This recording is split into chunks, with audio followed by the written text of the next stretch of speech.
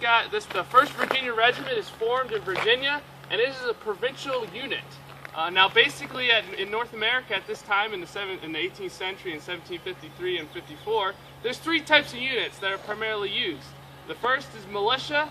Those are those infamous Minutemen that would later become very popular in the American Revolution. But those guys are like a hometown defense. You really can't ask them to go on a military campaign 4 states over.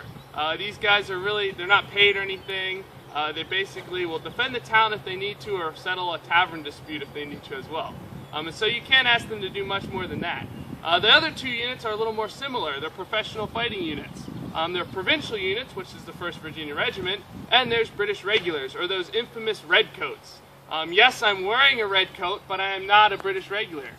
They're very similar, though. They both have enlistment contracts. They both are paid and issued weapons and training, uniforms, all that nature. But the way that they're funded is very different. The British Regulars are funded directly from the British Crown. So they kind of have the full backing of the British Empire right behind their equipment, their training. Usually it's a little better equipped, a little better trained, more experienced. The provincial units are directly funded from the actual individual colonies in North America. So this being the 1st Virginia Regiment, who's funding this regiment? North Carolina. No, obviously it's Virginia.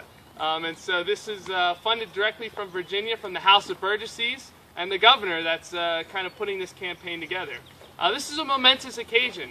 If you would visit the 13 colonies in 1753, they'd almost come across as 13 individual spoiled children. They don't like to work together.